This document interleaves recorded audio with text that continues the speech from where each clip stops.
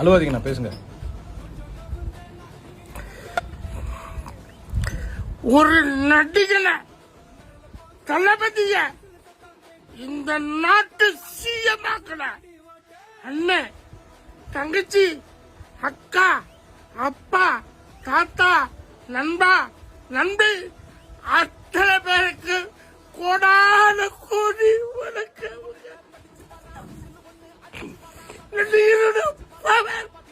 தெரியணும். எல்லாம் 130 படம் நடிச்ச ஒரு நடிகன் நான் ஆடணும். இது இன்று ஆரம்பம். தளபதி, அதான் நம்ம விஜய் மாமா ஜெயிச்சிட்டார்ல, அப்புறம் எதுக்கு அல்றீங்க?